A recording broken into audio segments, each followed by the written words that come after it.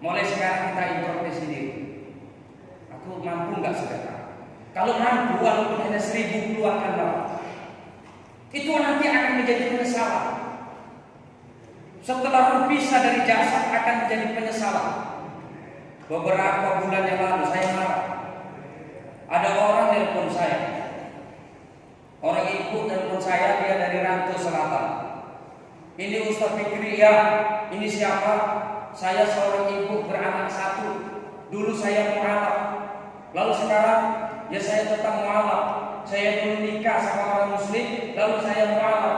Lalu saya ditinggal kawin lagi dengan suami saya. Lalu saya sekarang gak punya pekerjaan, saya gak punya penghasilan. Lalu apa hubungannya ibu telepon saya? Dan dari mana ibu punya telepon saya? Saya tadi pergi ke Kota Pinang.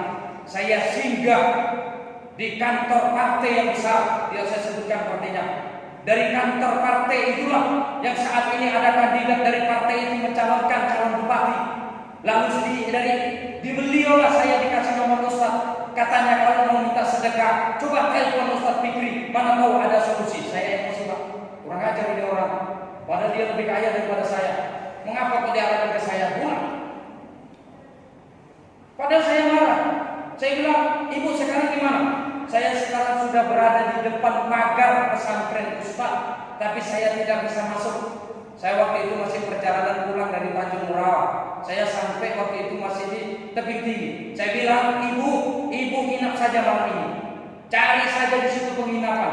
Nanti penginapan itu saya yang bayar. Kalau saya orang miskin, sok kaya itu saya. Saya harta gak punya, tapi ngomong seolah-olah saya punya duit banyak. Saya dalam perjalanan saya mikir, ini kurang ajar orang kasih nomor saya. Kok saya pula diarahkan? Setelah saya sampai di pesantren, saya nunggu gak ada telepon. Besok paginya saya bilang alhamdulillah dia ada telepon saya.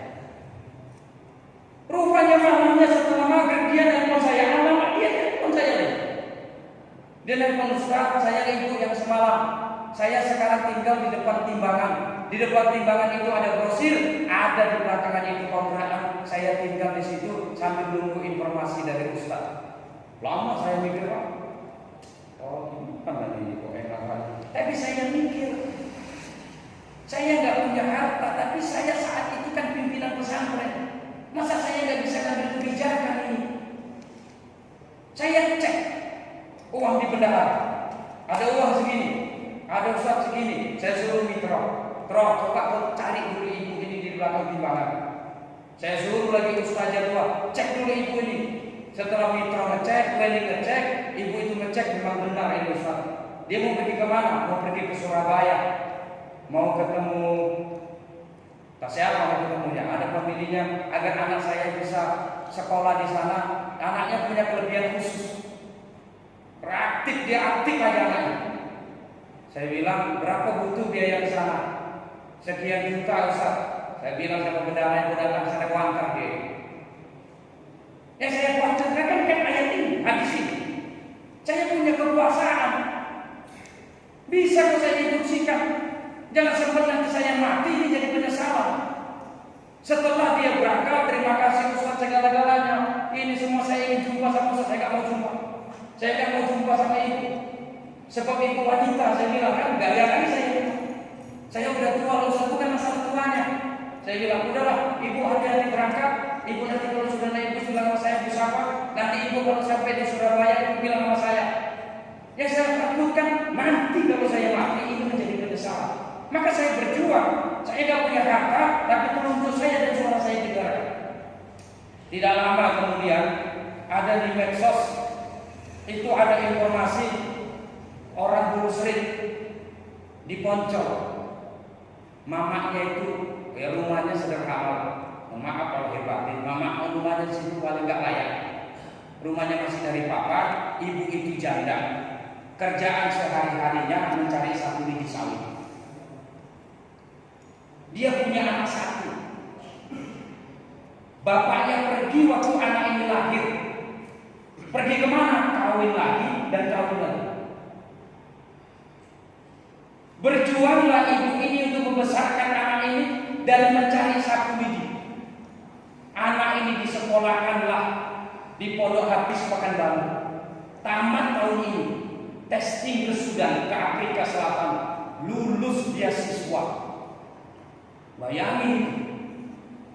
Testing ke Sudan sarjana S1 dibiayai oleh negara Sudan Afrika Selatan, tempatnya ulama-ulama besar. Di sana dia lulus, tetapi tidak ada biaya 30 juta untuk berangkat dan ngurus paspornya. Ngurus paspornya sendiri, berangkat ke sana sendiri. Sampai di sana baru berlakulah biaya beasiswa dan dibiayai oleh negara Sudan ini. Minta-minta Pak kemana-mana. Disebar di medsos, di grup-grup ustaz disebar, sampai ada lembaga resmi negeri ini hanya ngasih 1 juta anak yang terbaik dari Rabu ini.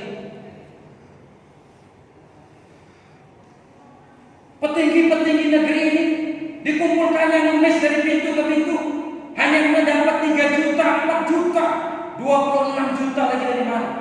Pesimis. Berita itu saya baca. Sampai WA itu dikirim kepada saya merenung lama.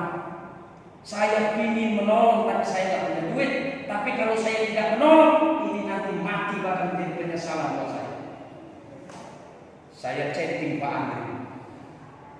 Ini anak mutiara Rabuser, anak yatim, orang miskin, dapat beasiswa hadis Quran 30 juz, dapat beasiswa S1 ke Sudan. Mohon petunjuknya Bang Andri. Bang Andri membalikan ke saya, silakan Ustadz ambil kebijakan. Saya telepon anaknya, sudah kau tak usah minta kemana-mana. Yang 26 juta lagi saya yang menanggung. Padahal uangnya Pak Andri bukan saya.